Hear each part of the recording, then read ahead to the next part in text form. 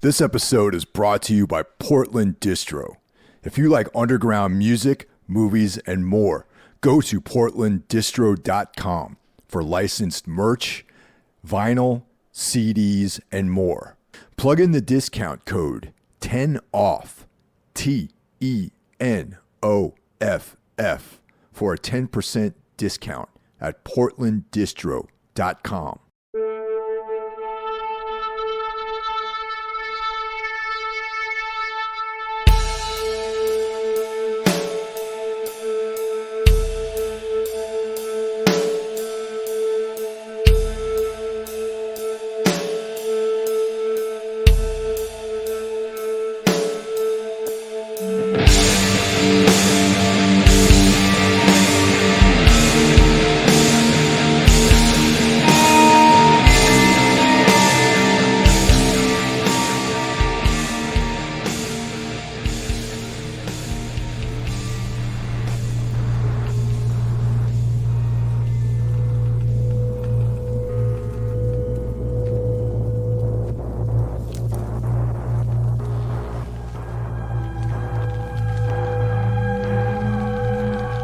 We'd encountered a metapsychotic. We tried to explain to Marty what metapsychotic was.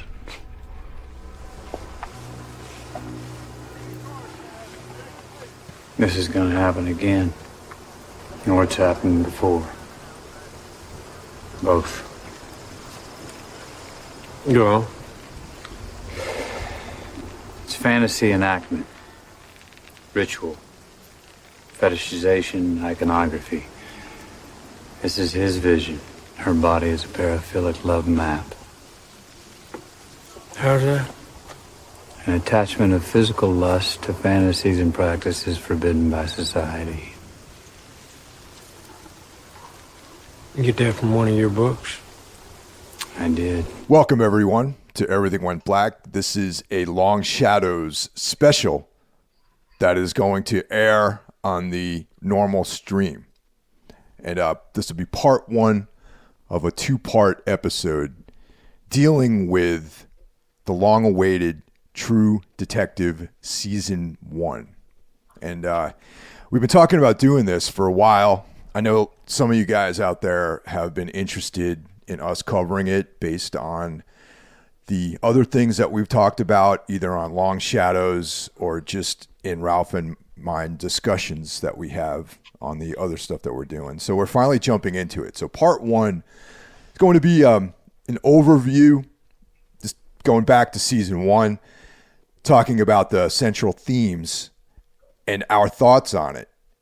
Part two, which will be available only on Patreon, since Long Shadows, up until this point, primarily has been an exclusive Patreon show that we've been doing over there. So part two is going to be more of a deep dive.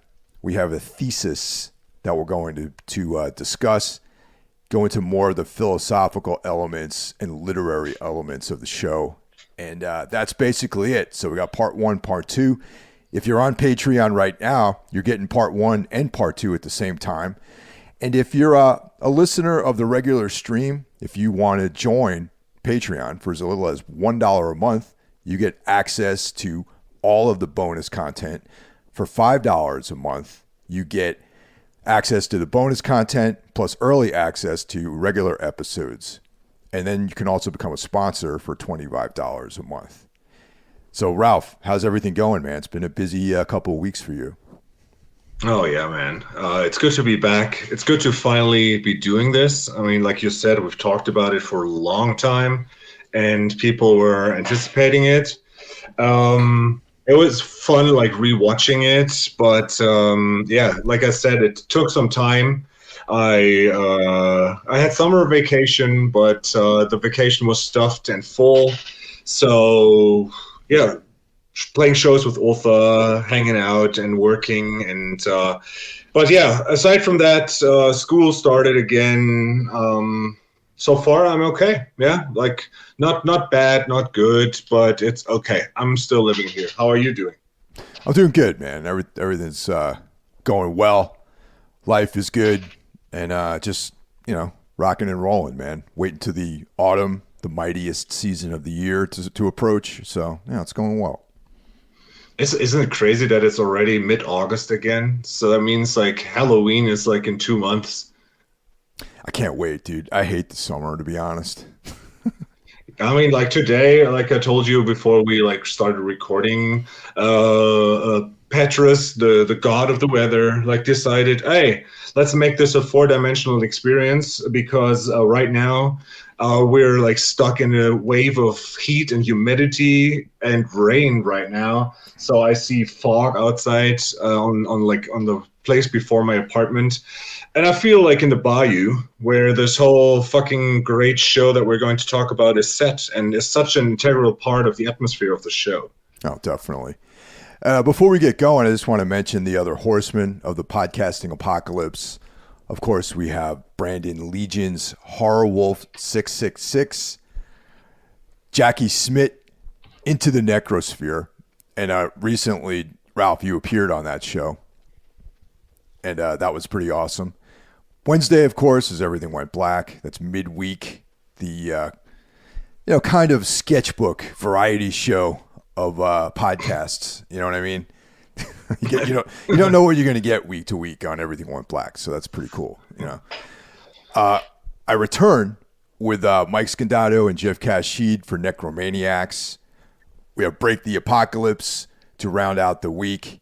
On Sundays, the Lord's Day, Carl Hikara brings us Soul Knox, and I'd also like to invite into the fold Cheyenne of Trivax with Iblis Manifestations.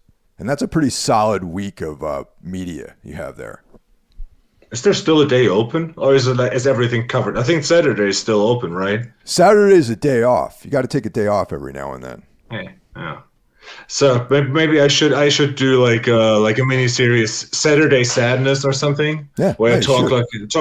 talk about depressing stuff for the people that enjoy the sun, like you always recommend. If you like go outside and enjoy the day and still want to have some depressing stuff, I'll talk about sadness.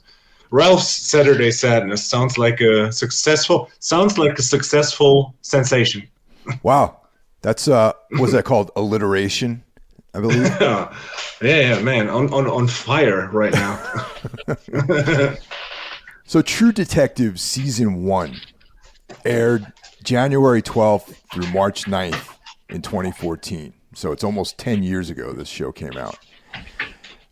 Written by Nic Pizzolatto and primarily directed by Cary Fukunaga. And that's pretty much the creative core of the show. And takes place in Louisiana. And there are 3 distinct time periods that all converge into the final episode. The narrative takes place, it doesn't start, but the chronological start of the story is 1995. It's concerning the murder of Dora Lang. 2002, which is like the post-Dora Lang murder section.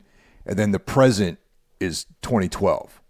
So that's another interesting aspect of the show, which carried on, I believe, throughout the other 2 seasons, this sort of multi-dimensional timeline thing that they're doing. Yeah, absolutely. And it's funny that I wanted to rewatch the second and third season, and like I tried to read something about it before doing it. And then it's like, oh, damn, I forgot this. Do you remember that in the third season that there's references to season 1? Yes, 100%. Yeah. I do. Yeah. Yeah, it's like because there's a new season of Fargo coming out, which a lot of people consider also like a fantastic show. And it also references like the other seasons, even though if they're not like, they're playing in the same universe, even though if they're not connected. And like that's something where they dropped the ball on the second one. But now there's a 4th season coming out, so we'll see how that goes. Yeah, the thing with the 4th season is that I don't think Nic Pizzolatto is involved in this at all. I think that it's almost like a fan fiction version of True Detective, where Issa Lopez, who, she Tigers Are Not Afraid. She directed that, Mexican filmmaker. Mm-hmm. She's at the helm on this. So it's not connected to Nic Pizzolatto in any way. So, but I am like, I'm relatively optimistic about a season 4. Yeah, I mean, it could be like there's so much fan fiction when it comes to Lovecraft, and some of the coolest stories that I read in that universe weren't actually written by H.P. Lovecraft. Yeah, definitely. I also felt the same thing too, and that kind of ties into what some of my thoughts, which we're going to talk about in part 2 about this show with respect to Robert Chambers. So that's interesting, yes. Actually. So Pizzolatto is primarily a novelist and short story writer before getting into True Detective screenwriting. And after watching the first season, I actually went back and I read some of his writing. There's a short story collection called Between Here and the Yellow Sea, which is not all crime genre fiction. There's other just sort of literature stories in there about life and things. And the novel Galveston, which has also been adapted into a film with Ben Foster starring in it. And anyone out there who enjoys True Detective, I highly recommend checking out some of his writing because it's different, but very much in the same voice. You know what I mean? Yeah, sounds good. So I guess we'll run through the main cast. Yes. On this before we get into some of the meat of this thing. So the main characters in this, we have Matthew McConaughey as Detective Rustin Cole, Woody Harrelson as Detective Marty Hart, Michelle Monaghan as Maggie Hart, his wife, Michael Potts as Detective Maynell Gilboa, and Tori Kittles as Detective Thomas Papania. And they're significant because they play kind of a big role in the film, but for most of the series, they're almost supporting characters, shall we say? Yeah, but pushing like the narrative and like the way that the non-linear time structure of the show works, they're pretty much the ones controlling this time. So because it's always taking them back. Yeah, they're kind of directing the story forward. They're like the mechanism in which the narrative is moved forward because they're performing an interview, and that's essentially how the narrative of this whole thing moves. Yes. I got a couple other people here I want to mention that are just interesting characters. We have Shea Wiggin as Joel Therio, who's this preacher. And he plays a part in this thing too. Glenn Fleischer as Errol Childress, one of the creepiest villains you'll come across in a while. Charles Halford as Reggie Ledoux, who looks like a dude that is like a buzz oven bass player or something like that. He looks like one of the guys who played in Buzz Oven over the years. Olafur Dari Olafsson as DeWall Ledoux. And that's kind of like the main, there's some other characters. There's a lot of cast in this thing, but those are the main players, I think. Two notes on this. First off, Glenn Fleischer, and it's funny because we will talk about him. He's the bad guy pretty much. And but Fleischer is the German word for like a butcher. Yeah, because Fleisch is meat. Yeah, so like he a very suiting name. And one of my favorite things in this whole show, and I rewatched it, is hearing Rustin Cole say the name Reggie Ledoux. Reggie Ledoux. Dude, there's almost two versions of Rust in this. You know what I mean? There's like the kind of like, down and out version of him. We're a little more boozy, and then there's like the laced up, like wild man version that happens when he's a detective, Yeah, absolutely. Yeah. Yeah, there's a lot of links. I mean, we will get into this in the second episode about like these mirror images and people are being different, like having two sides to each other. And we will discuss if like Marty and Rust are kind of like the same or like diametrically opposed, but the same at the same time. And this is like a lot of this happens in the show that people pretty much change their characters into their opponents or like the thing that they're not. Yeah. Interesting. I'm interested to start that discussion. Yeah. All right, so starting off, episode 1's called The Long, Bright, Dark. And this is where we get introduced to these guys in the present, because it starts off in 2012. And there's an interview. We got these two detectives, and that's where we meet Marty and Rust for the first time. Except it's more... let's say they're two men that are more in the twilight of their life. You know what I mean? They're retired. Marty's retired. Rust is obviously no longer a police officer as we see him. And, he, like I said, he has that kind of, I hate God, kind of look about him, It's like the look is so iconic. Yeah. Both of them, like Marty is more chubby and like really like worn out by life, and Russ just looks like this fucking redneck. Yeah, it's great. So the question is that there is some murders, there's a that are similar to some murders that Rust and Marty basically were given credit for solving back in 1995. So that's when we shift time back to 1995, and we see that Marty and Cole are investigating this murder of Dora Lang, a prostitute. Yes.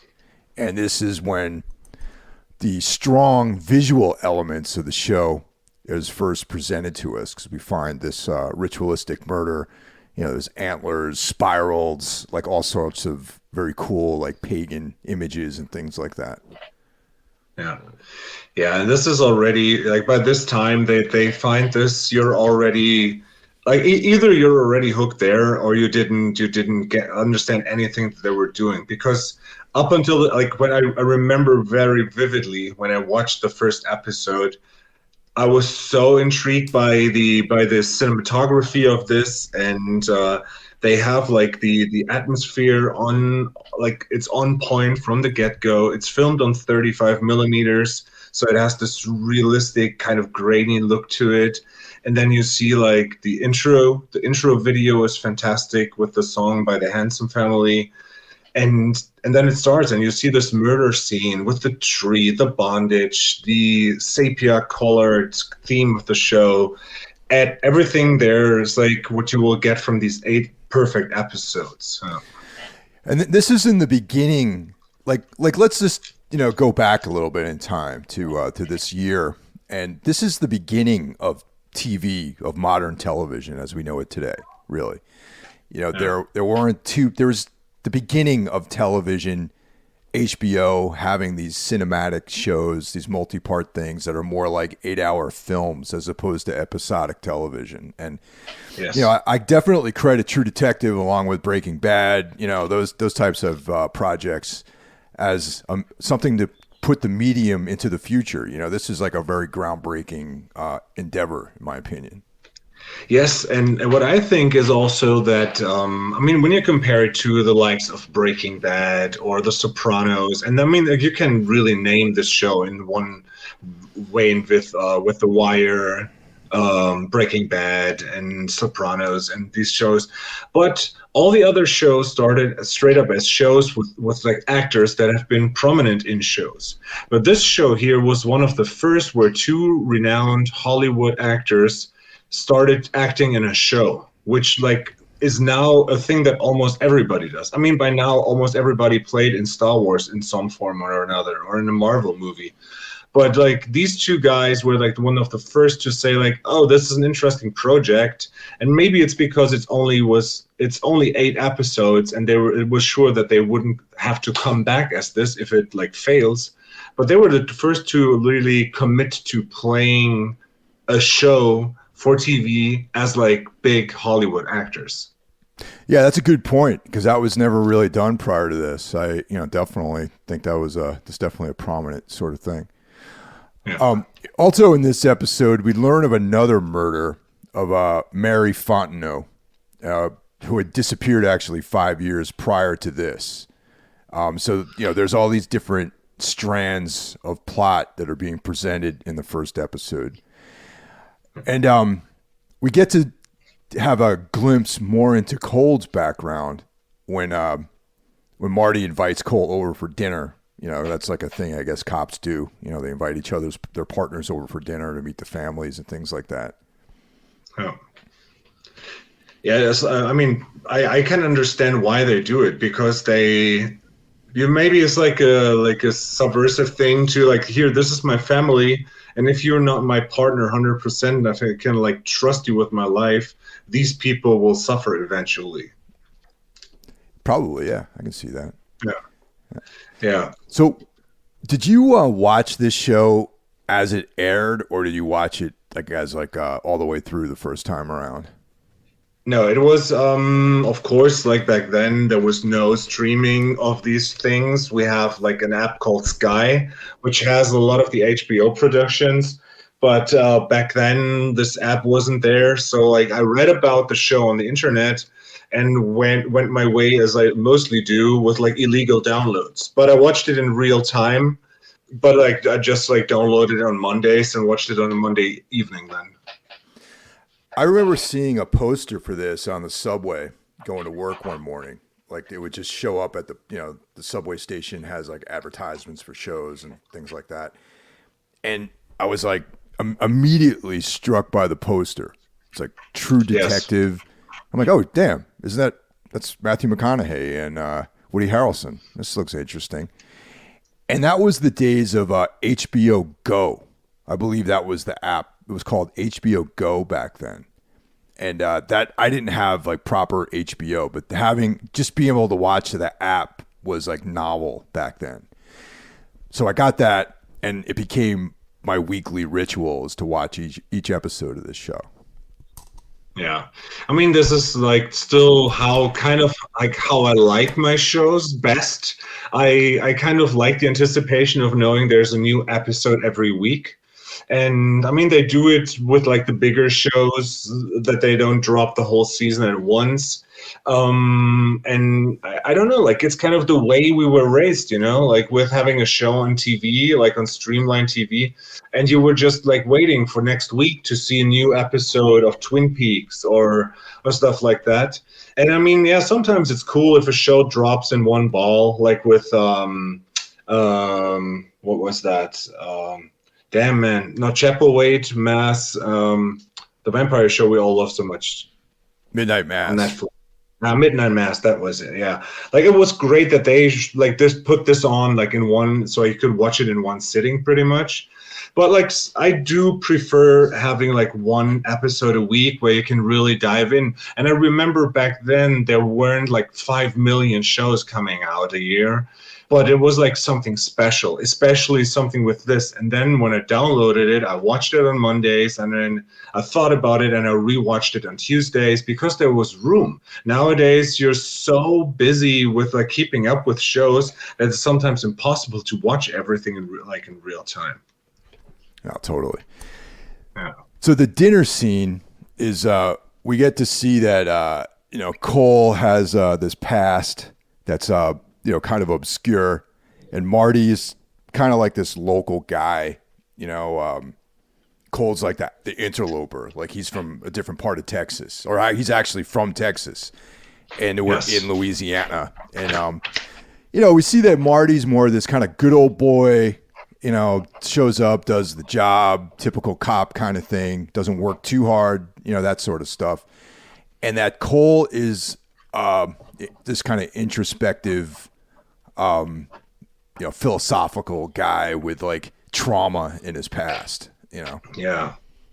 Yeah, he's he went through a lot, and like there's this time he was in Alaska, like being isolated and remote, and we get to learn that like Russ lost his daughter, and in a really horrible way, which made him into this pessimistic, kind of insane person. Like not like, well, not insane, but you know what I mean. Like he's definitely like he's been stricken by tragedy, and I think like he's a wounded and angry man at war with himself.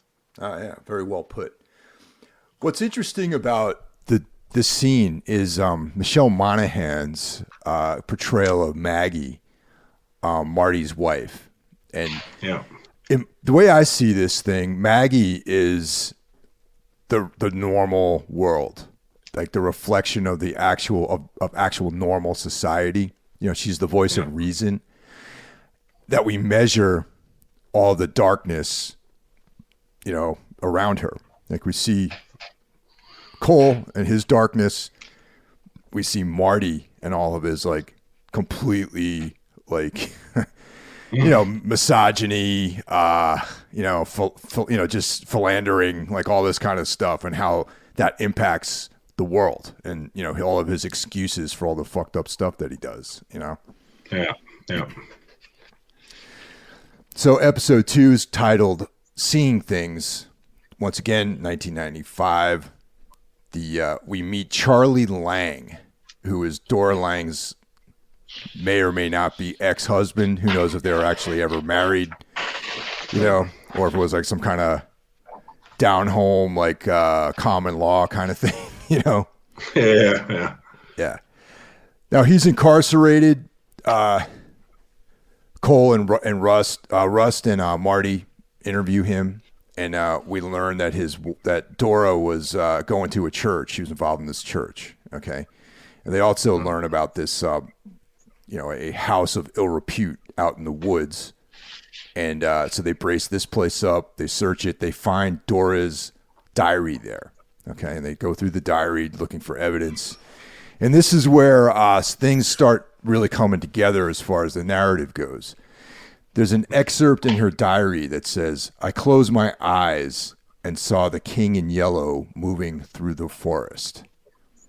So we have the first appearance of the king in yellow. Charlie Lang talks about he was also cellmates with a guy named Reggie Ledoux. All right, now Reggie Ledoux is a big character in this. And he also is a meth guy, like he cooks meth. And he talks about a place called Carcosa where rich people get together to worship the devil, quote unquote, and, you know, kill, basically. Yeah, so that's go ahead. Yeah. That scene, man, when he read that was like I remember like sitting at home and like, okay, watching like blah blah blah, the king in yellow, and like, what the fuck? What did he just say? Wait, stop, go back. Did he just mention the king in yellow? Because I had no idea what this show was actually about, but I had like the book, The King in Yellow, and like I read this beforehand, being a Lovecraft nerd.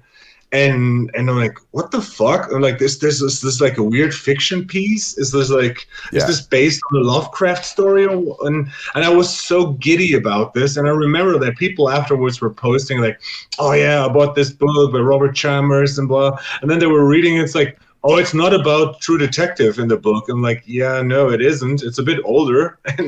And so like all of a sudden this book ranked real high on Amazon's sales list because everybody was like looking for this book. Yeah, definitely. And even like I like you know, I'm a weird fiction guy, you know, weird tales, Lovecraft, all that stuff. Robert E. Howard, you know, more modern weird fiction writers, Poe, like all that sort of business. And I was familiar with The King in Yellow prior to that. I have a couple different versions of the book because I like the different covers they have.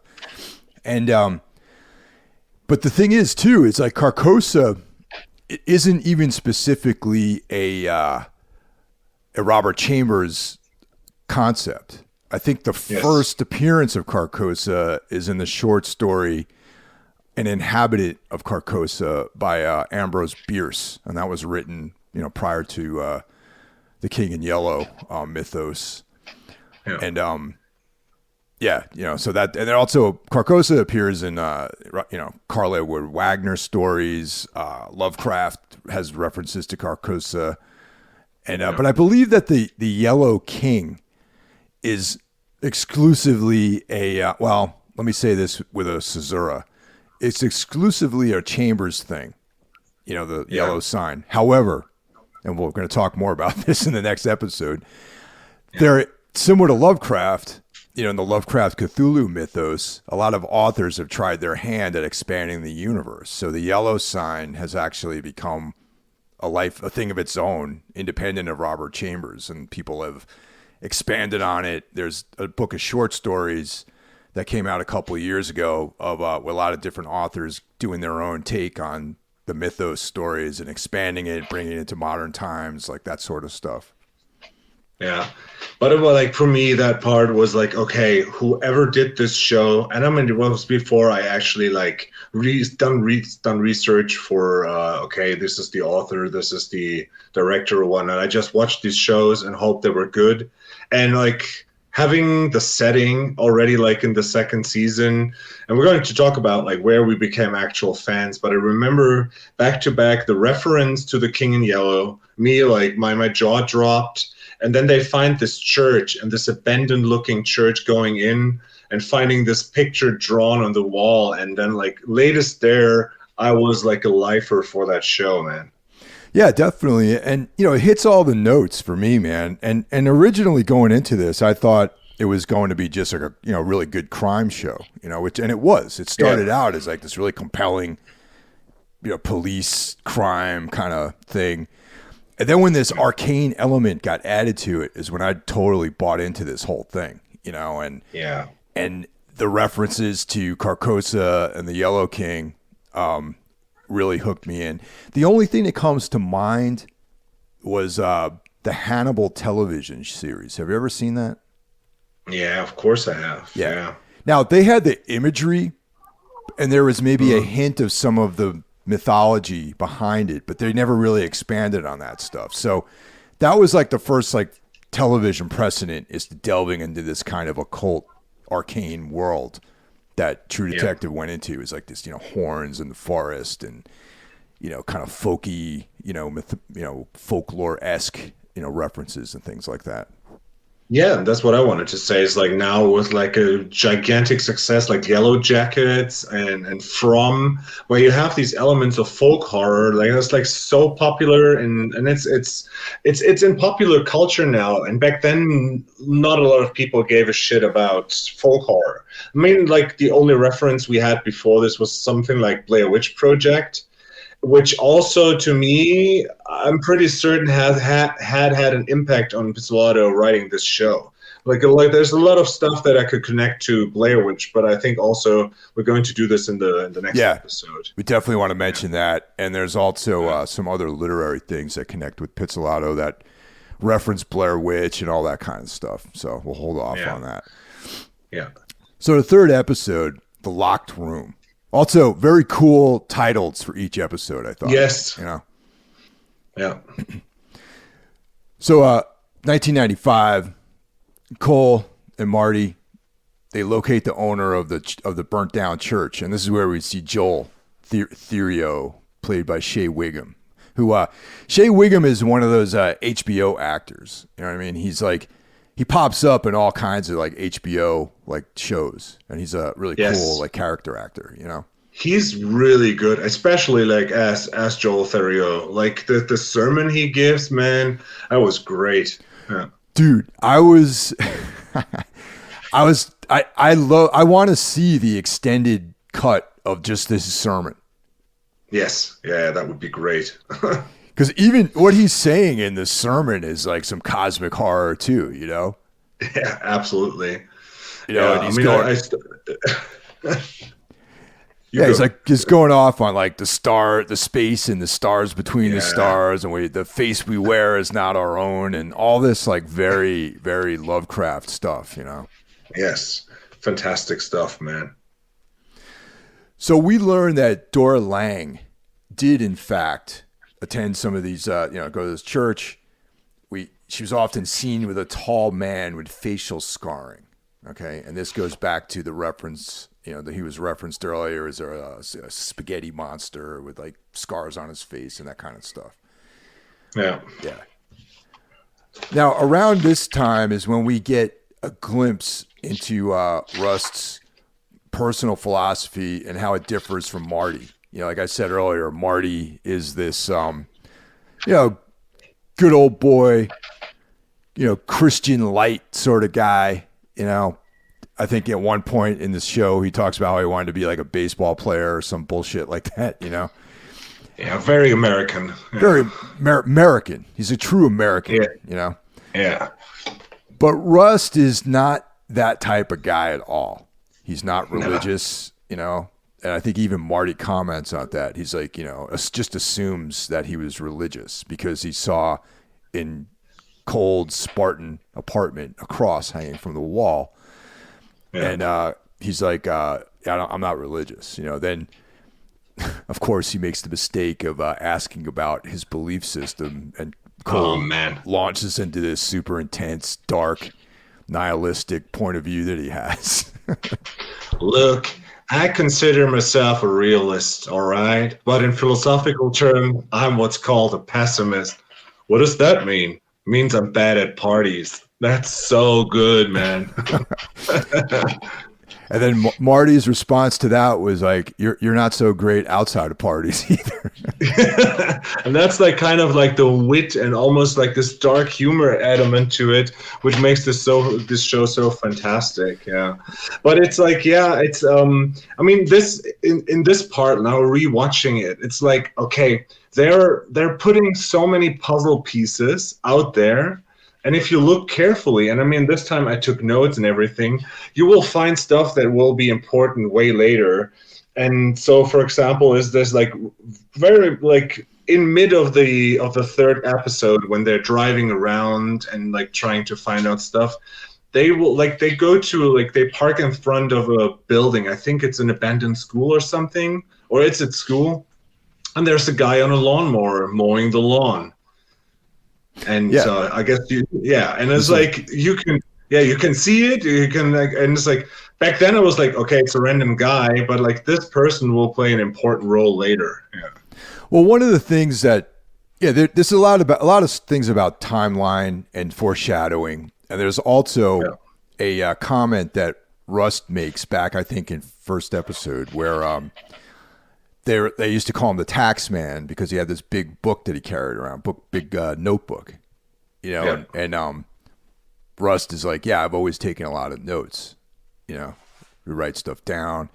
You never know when something breaks the case down the line, like some detail you put here, like a few weeks later, you're like, this is the one thing that you picked up on that will break the case. And the moment that we first run into the guy on the lawnmower, it's like that one of those details that, broke the case, because he actually makes reference to that, like along back further down the line, he references that whole thing. So his intense note-taking procedure and perception is like a big part of the story. Yeah. The third episode also next to this is really like the opening to the whole Tuttle theme. So this church and conspiracy theory that is happening.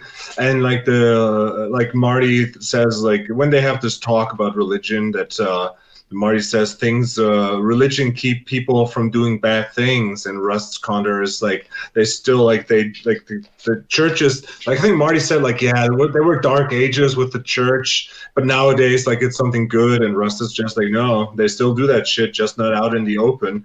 So there comes this anti-religious, really straight up philosophical discussion about religion in it too, which by this point you can see that like the worldview of Marty gets shattered more and more, which also then connects to Marty's behavior with being the good family man that he claims he is, but actually being an adulterer.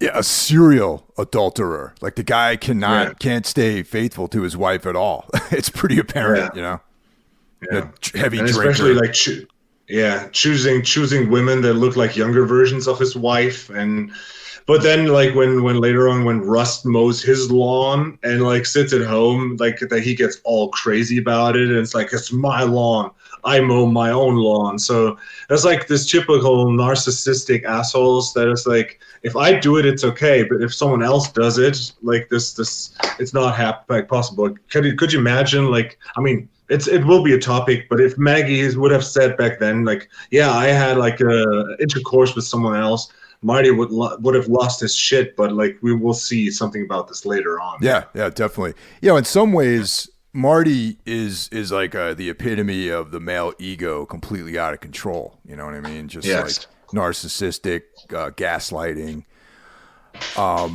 misogynistic, and like he doesn't really have like he doesn't see women as like other people in some ways. You know what I mean? Yeah. When he goes off on his like on his spouse or his love interest, like the secretary, which is portrayed by now a successful actress, Alexandra Daddario, which I think is a really attractive woman. Oh yeah, and I'm like, beautiful lady.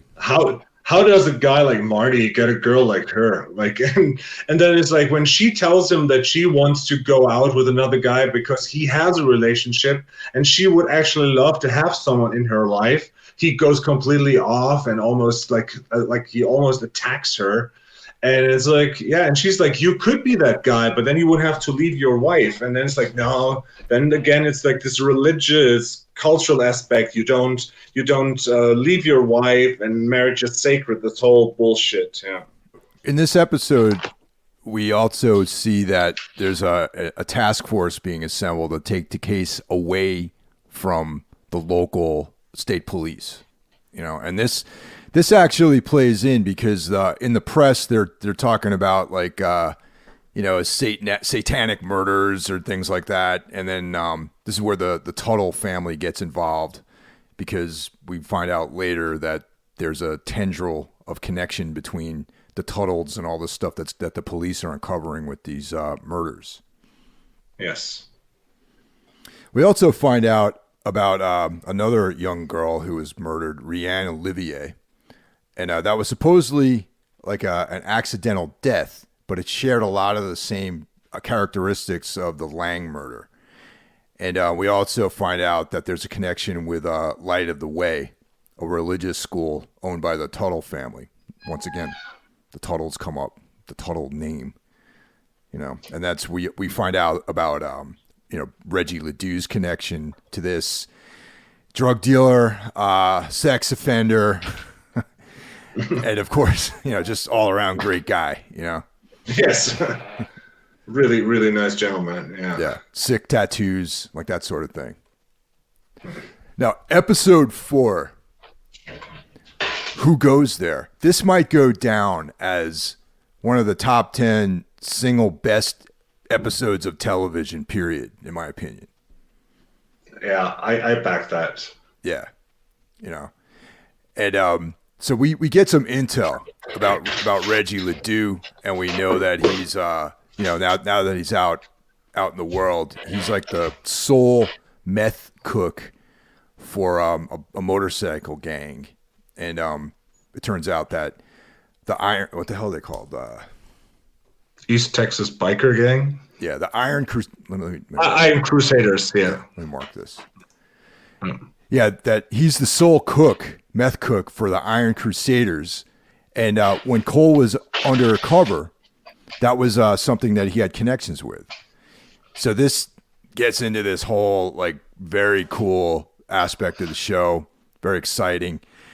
Coincidentally, Marty's world pretty much explodes because yes, his infidelity is revealed. Maggie discovers everything. She leaves him, and of course, rightfully so. And Marty's in like a very bad, vulnerable place at this time. Yeah. So Cole has like a contact, this guy Ginger, who is it's like his in, but his old persona is allegedly was killed or they're shot So this is where we get to see Cole as like who he was as an undercover agent. So he pulls out this trunk. He's got, heavy ordnance in there, this like really cool leather jacket, a bottle of whiskey, which for the most part, except for at one time on his daughter's birthday, Cole has been, abstinent from drinking or doing anything really. He's been living this very straight-laced sort of life. But now he's taking on this other persona of who he needs to be to infiltrate this biker gang. So he's taking a hit off the whiskey bottle. He puts his like cool leather jacket on, and he needs Marty to be solid throughout this whole thing. Like Marty's totally distracted by his disintegrating family life. Yeah, but he ends up like stepping up and stepping in. So that's like an aspect. And I think when we covered all the episodes, we need to go into like the relationship between the two of them, which also transpires over the show. But we see a side of Rust now that he's like willing, like he only lives for his work. And I think that's because his daughter passed and he has nothing else to do.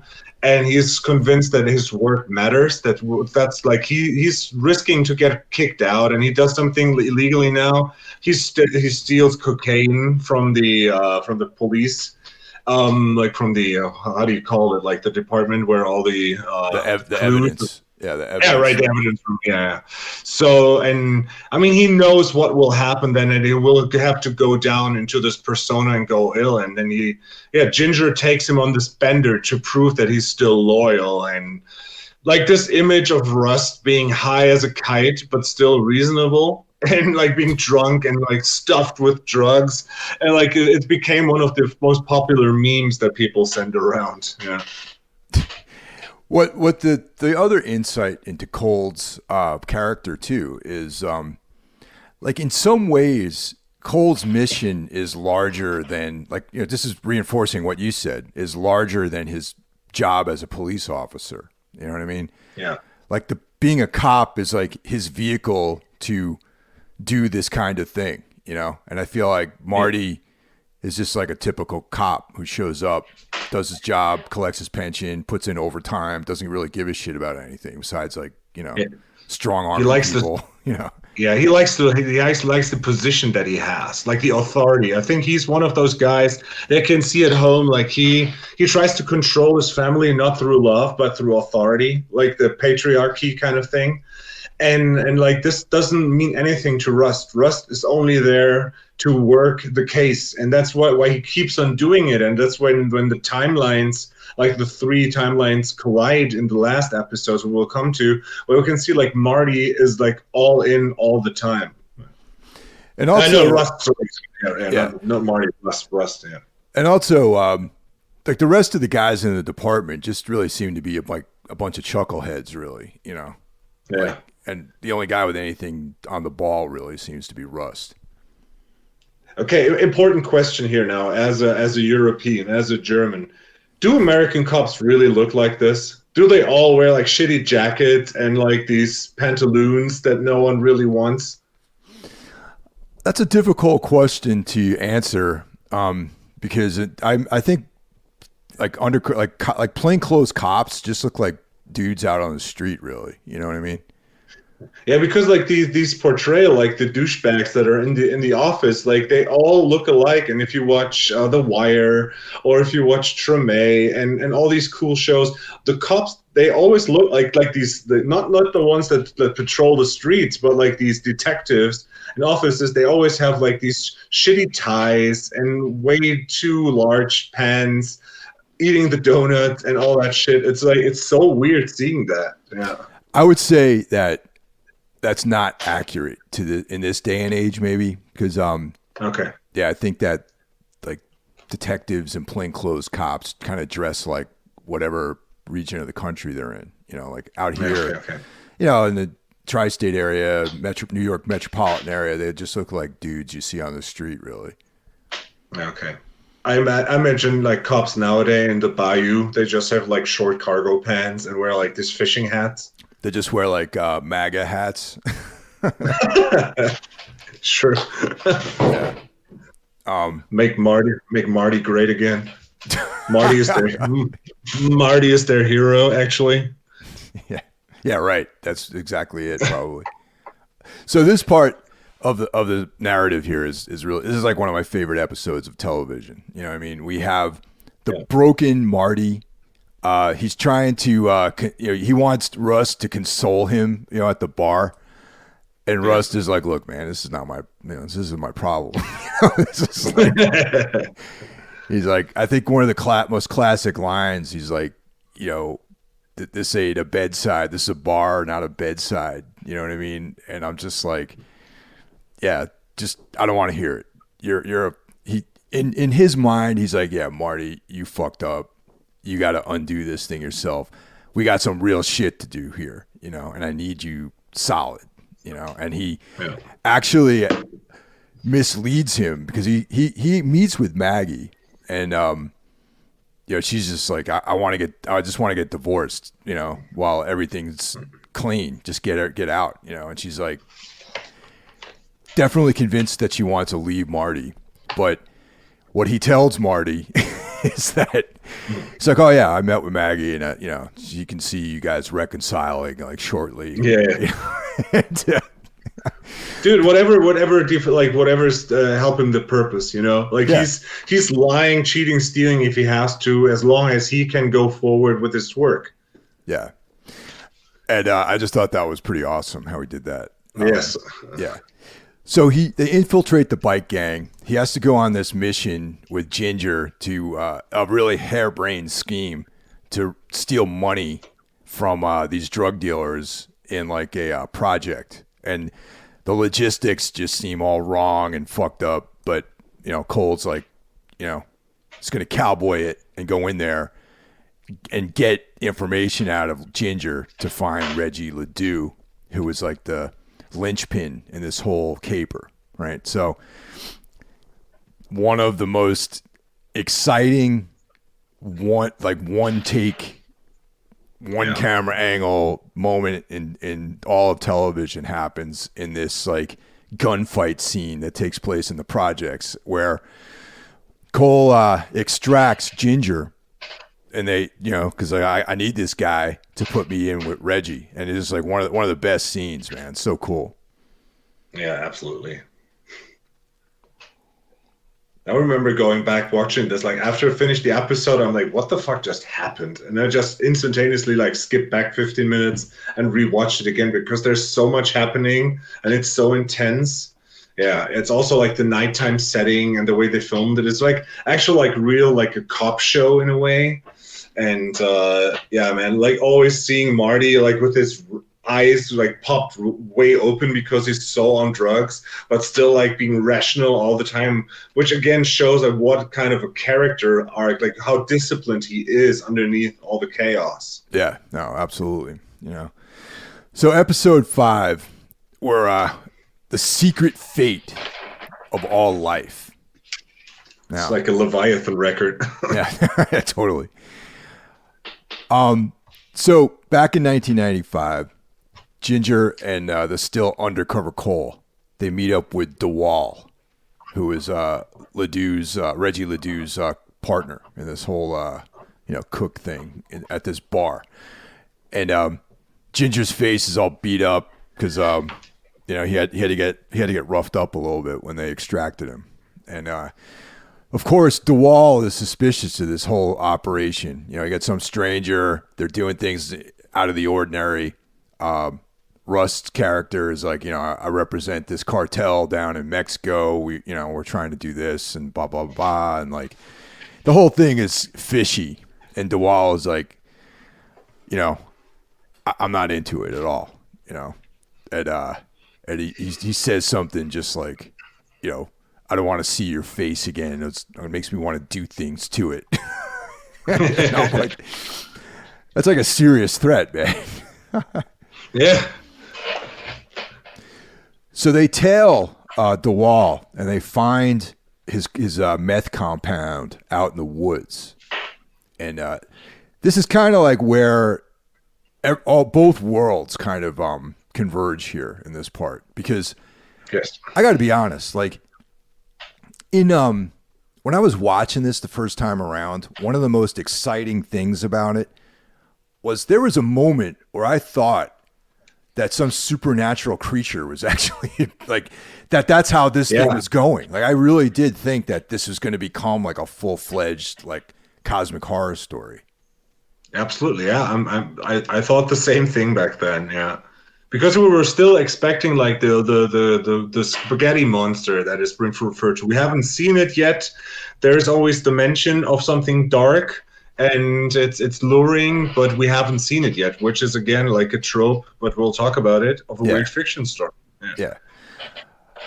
So they infiltrate this camp.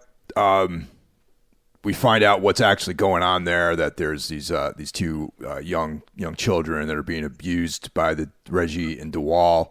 They're cooking meth. DeWall makes a break for it and is killed by his own booby trap system. So that's pretty brutal. And then Rust apprehends Reggie Ledoux, and he's got him on his knees, cuffed. Reggie Ledoux's, like I said, he looks like a former member of Buzz Oven. I think if you go to the Encyclopedia Metallum and you look up Buzz Oven under former members, you'll find Reggie Ledoux's name on there. And he probably also played in like I Hate God at one point too. And Weed Eater. Yeah. He was one of the many bass players in I Hate God. But this is where Marty finds the two kids locked up in like a storage unit. Reggie Ledoux is obviously zonked out on some kind of psychedelics because he starts spouting all this stuff about the Black Star's rise and Carcosa. Okay, and these are excerpts directly from Casilda's song, which is an imaginary poem that appears in The King in Yellow. And so that, of course, piques the interest of Rust, who's already has like an interest in all this kind of arcane, occult sort of stuff. And I think he asked him at one point, he's like, why the antlers? Yeah. But Marty shows up and just caps Reggie right there, shoots him in the head because he's just overtaken by rage by what he's seen him do to the children. Yeah. Yeah. So that ends that for Reggie Ledoux. Yeah. And then it's like the Rust re-quotes then Reggie later on with the time is a flat circle thing. Everything we do over and over and over again. And it's just like, it triggers the intensity even more. And the thing is, like, what it reminded me of here is when the first season of Twin Peaks finished, and it's like, wait, what? Why is it the end now? Like, it's like, what? And that's like, it's almost like, okay, this chapter is closed. Now we go on to find out the actual big picture. And that's probably what also clicked with me, because everybody knows like how much I love the first two seasons of Twin Peaks, and it has the same thing that like the first season was already crazy with Twin Peaks and like weird and this mythos, but then after the first season ended and they go into the second one, it just goes absolutely bonkers, and that's what we have here too. Yeah, because at this point they think hey, case is solved. These are the murderers, case closed, But that's not, we find later as time goes on into, 2002 that's not necessarily the case. So, we jump up to 2002. Marty and his wife are on uneasy terms, but they're reconciled for the most part. But you can tell that Maggie doesn't really trust him, Yeah. Rightly so. You know what I'm saying? Yeah, I mean, he tried to be good, and he was for a while, but then again, and that's a topic throughout the whole thing, the nature of men, and like his instincts are still there, and he acts on them, unfortunately, with a girl that he saved on earlier. Yeah, that's like a weird circle to be closed in this one. Yeah. Cole's also has a woman in his life at this point. You know, he's got this physician. You know, and they seem to be intellectually on the same level, which is cool. You know, Audrey, Marty's older daughter, is entering her rebellious phase. You know, so that's always a problem. Yeah. Yeah. Now, there's another case that comes up where Cole has become known as an interrogator. He's a guy that will get confessions out of people. So they're interrogating this one guy that's involved in like a PCP caper, and he mentions that he has information on the Yellow King and Dora Lang and all this stuff that was withheld. So Cole is like, what do you mean? You don't know anything? And he starts smacking him around. He tries to get more information out of him. Yeah. Now it turns up that same guy coincidentally decides to take his own life. Yeah. So the plot thickens. So we're starting to understand that the case didn't end with the Ledoux boys. That there's other stuff going on. Yes. Now, in the present, we learn that the two investigating police they suspect that Cole is actually a murderer that is involved in fresh cases that are very similar to the ones from 1995, and that's what is behind this entire investigation that they're doing with Rust and Marty.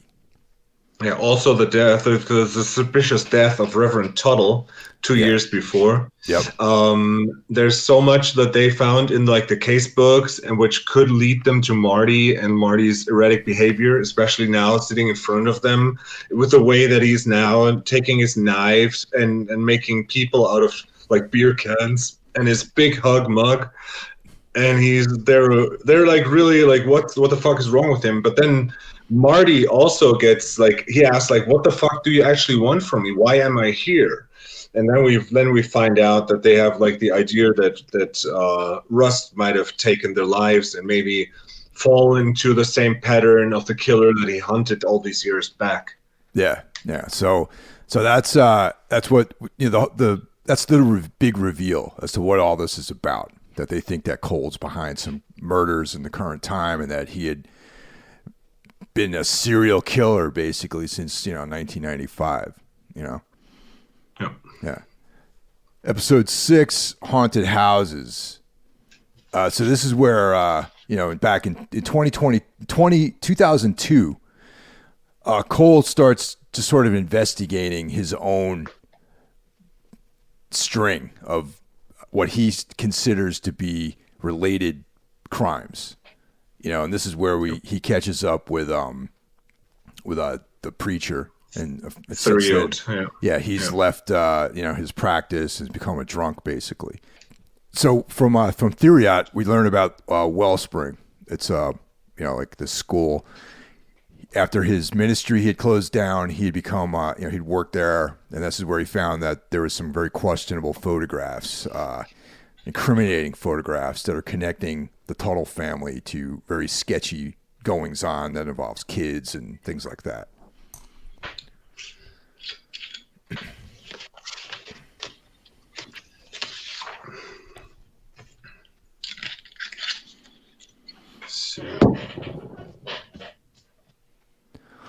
The two investigators, they catch up with Maggie, they interview her, and they ask him about the divorce with Marty, and she claims that it has absolutely nothing to do with Cole.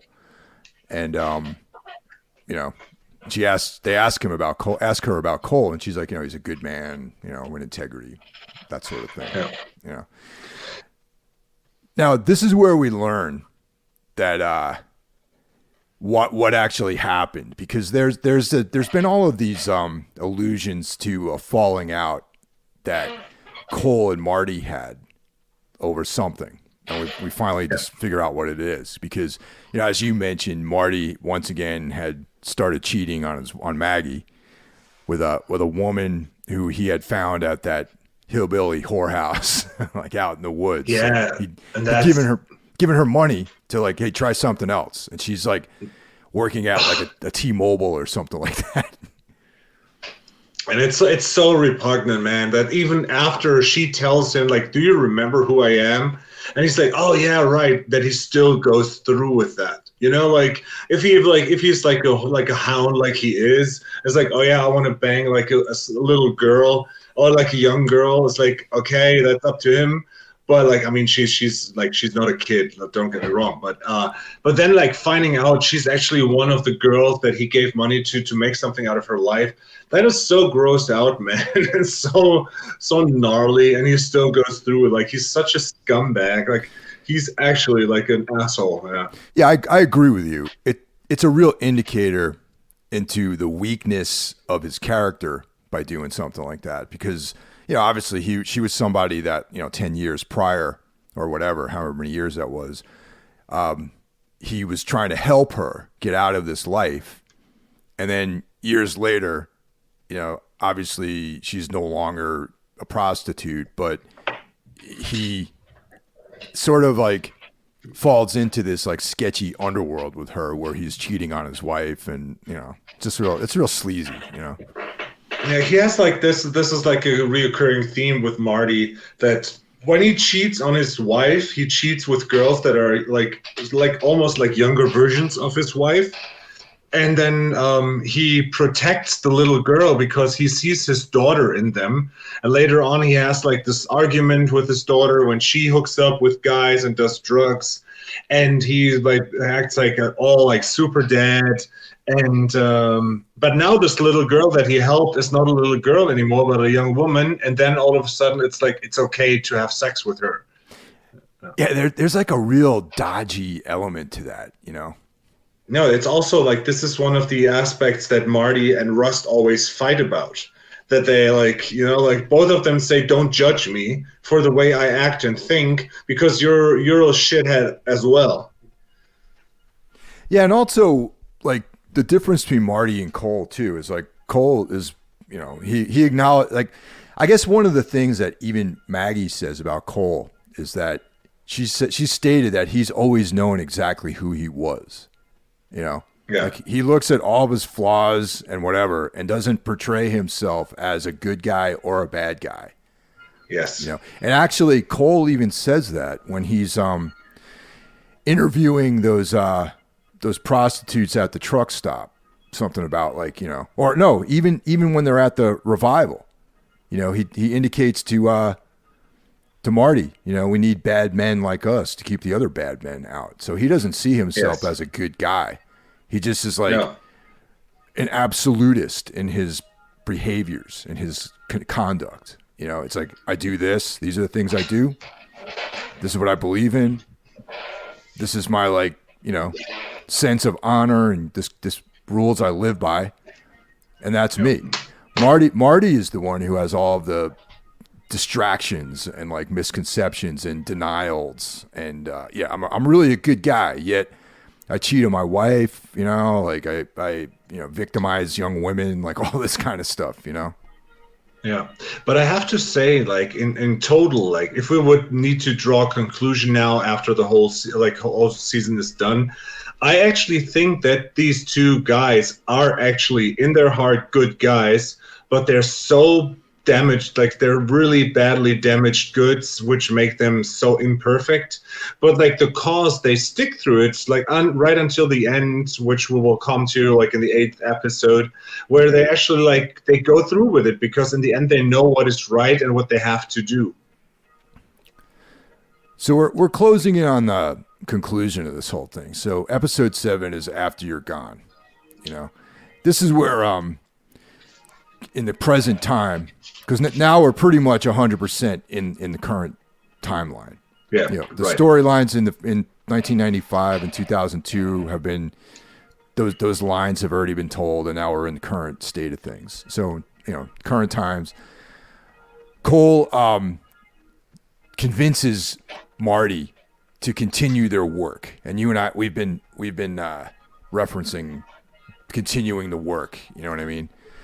Yeah. what really convinces Marty is Cole brings him to his storage unit and shows him a videotape that he found at the Tuttle place that is like, you know, pretty brutal. It shows a bunch of guys in masks and the Mary Fontenot young girl being raped and murdered by them ritualistically.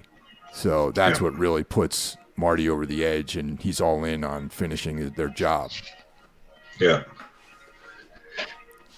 Yeah, and then like one of my favorite parts is when they in their search for clues and people that might have helped them, they find Miss Dolores, and she used to work for Sam Tuttle, and she actually gives like the actual connection to who the scar-faced man is. And then when he speaks of like shows her the drawings, he says this elderly black woman who lives with her granddaughter, I think. Yeah. And she just sits in her rocking chair, and then they ask her stuff, and then then Rust shows her the drawings of the stick figures, the what do they call them, bird catchers? Yeah. Yeah, and then she talks about, oh, you know Carcosa, and then she has like this monologue where it's like, he who eats the wind and rejoice, death is hot, is not the end. He roses in the wind of invisible verses, and it's so cool. Like this monologue of the old women is so cool and dark. Yeah. Total weird fiction right there. Excellent. Yes. Yeah. Yeah. Yeah. So they find out that this scarred guy, the guy with the scars on his face, is a Childress. Now there's two different families. There's the Childresses and then the Tuttles. It turns out that Tuttle, you know, the rich overlords in the area, he had like another family, and like the Childresses are these kind of bastard children of the Tuttles. All right. Yes. So they locate the address of the Childress residence, which is way out in the bayou, and there's a scene that actually we're leading into the final episode 8, which is Form and Void. Okay.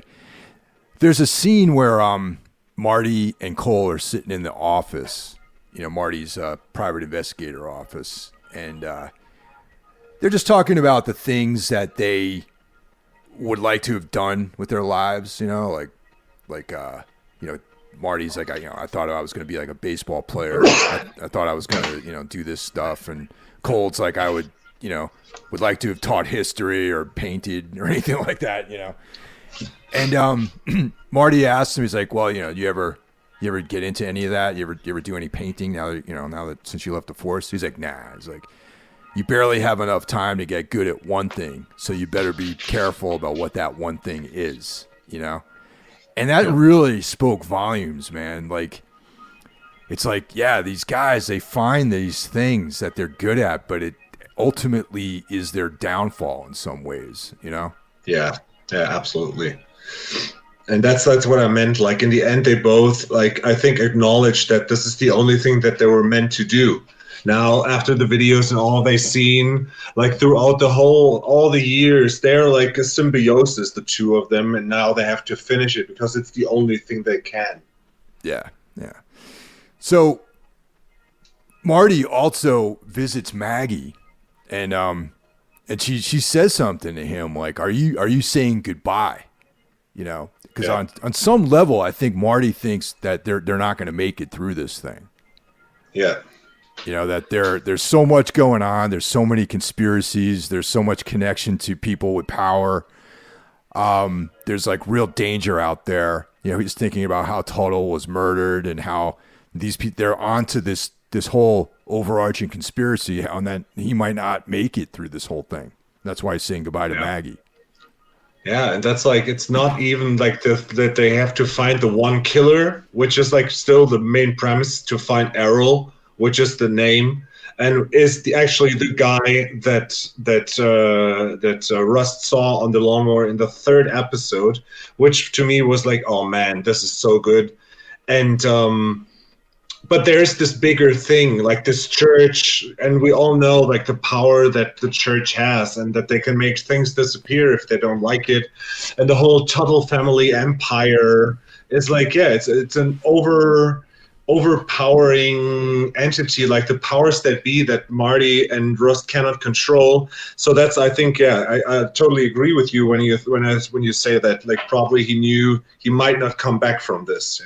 Yeah. So they talk to Papania and his partner there that, look, if you guys get the call on this, you got to promise me you're going to do the right thing and you're going to show up. And they're just like, go ahead, we'll give you the call. I thought it was funny when he was being like very cryptic when he talked to Papania, and he's like, you speak in riddles, white man. Yeah, it was cool. Yeah. So they're out trying to find this house. It's way out in the woods in the middle of nowhere. And they come across the residence, the Childress residence, where we have Errol and his nameless sister, cousin, wife, girlfriend, daughter, maybe, whatever. Yeah. And Errol is really bought into this philosophy. And this is where some of the real weird fiction elements of the story get presented to you, where this whole thing is not just about a bunch of perverts abusing kids. You know what I mean? There's like an overarching philosophy and culture behind this whole thing. Yeah. When you go through the house, it's actually like, it looks like comparable to all the redneck murder houses in like these horror movies, Yeah. It's like this rotten villa out in the nowhere, but inside it's like, again, it has like all these creepy puppets and shit, but there's like books upon books upon books. And then because you haven't heard, like, you heard Errol talk in 2 or 3 scenes, but like there, when he talks to his wife Betty, which is also played by the I forgot to write down her name, but she's an actress that was also in Handmaid's Tale, in The Leftovers. Oh, okay. She's a fantastic actress, but she plays like this really retarded, kind of like uneducated redneck wife. But when Errol speaks, man, that blew my mind. Like, he's really soft and well spoken. He has like this rich Bayou, Louisiana kind of accent that you also find in Treme when the rich people speak. And you see him and he looks like this complete fucking redneck, but he talks like a champion. Yeah, and that just speaks to the fact that the Childresses are like, connected to the Tuttles, who are like a old money, like Southern gentleman family, Yeah, and like the bastard sons, it's almost like in Game of Thrones, where the bastard sons, they get their like part of the money and the part of the royalties for being the bastard son, but like are not acknowledged as a part of the family. But like, here's some money, just keep quiet and keep out of my life. Yeah, basically that's what Errol is, and So that's they find Errol. There's like the chase scene through what is presented to us as Carcosa, place with stones and all this other stuff there, Do you have an idea what this place was supposed to be? Because, I mean, is it like a draining system for the swamp? I mean, there's these caves, and they're all like with plastered stones and everything. It's just like this labyrinth is so crazy. Well, once again, more weird fiction, man. It's man, so much. Robert E. Howard, Carl Edward Wagner, Lovecraft, Clark Ashton Smith, they all have old stones and sites, ancient sites in all of their stories. And that's exactly what this is. This is like some former civilization's ruins, basically. And that's what Errol has claimed as being Carcosa, and that's my take on it. You know what I mean?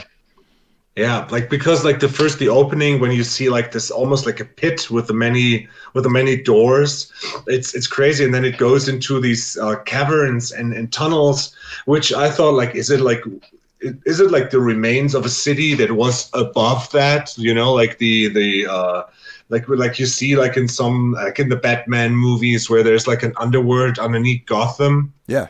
And I had to think about, because I mean the first timeline plays after Hurricane Andrew.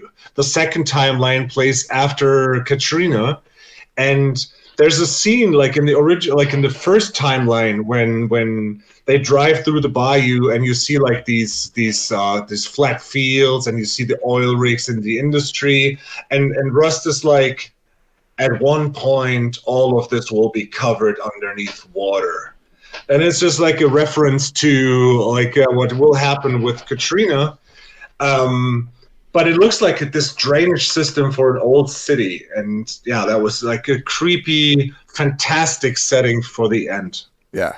So there's the final confrontation between Marty, Rust, and Errol. Both men are injured and in a fight. And then Marty, before Errol can deliver the fatal blow to Rust, Marty shoots Errol in the head, and both men are taken to the hospital. And it's dubious. We don't know if Rust actually is going to make it or not for a while, but he pulls out. Yeah, for a while, like for a moment in that fight scene, I'm like, does Errol have superpowers? Like, is he the superhuman being? But again, it's like more like one of these characters that we have in these weird fiction kind of horror movies, that they're so driven by their belief set and that they get like this almost like superhuman strength. Because I think he gets stabbed and shot and still gets up and fights more like Rust, and then Marty as well, and then like Marty has to shoot him, and then it's done. Yeah, it's a nice little nod to like slasher, characters, things like that. So that was very cool. Yeah, and then the falling action of the story, we see both men. Rust's pessimism is. I'm not going to say he changes his worldview completely, but it's tempered by his near-death experience. And he believes he saw into another dimension of consciousness, possibly, and maybe he has a little bit less of a bleak worldview after almost being killed. Yeah, and it's like if like I mentioned before, it's like almost like Matthew McConaughey playing Matthew McConaughey.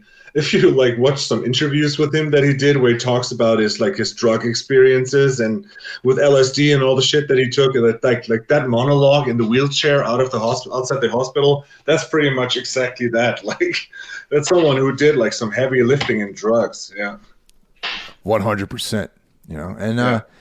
And that's basically the whole narrative. That's the basic plot lines, the important, we left a lot out, obviously, because I didn't want to go through like a beat by beat, narrative. You can just go and watch it.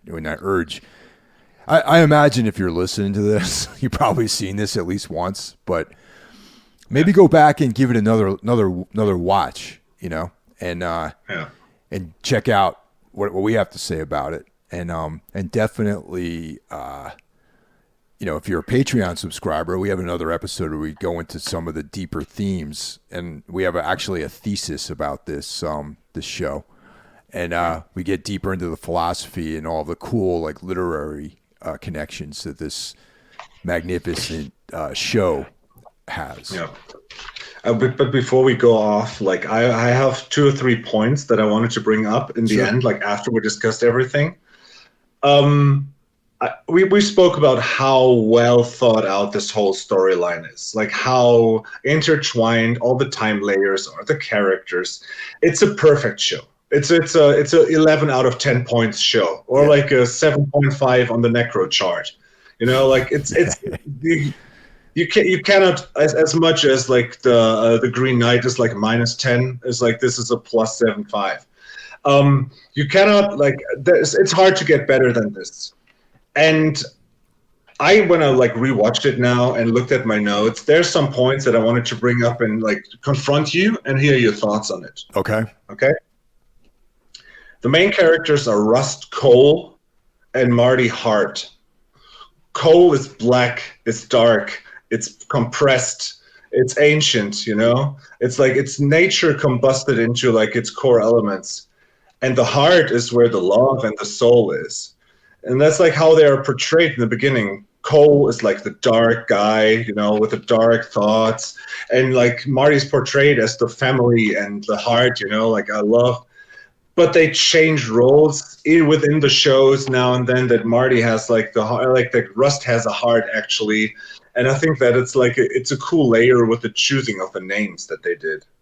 Yeah, definitely. And also you have to remember that the Rust Cole prior, like the pre-1995 Rust Cole, where he was a family man, like he probably had love in his life and a daughter, and he felt all these things, and the trauma of losing both of them turned him into this like nihilistic pessimist, you know, cosmic pessimist.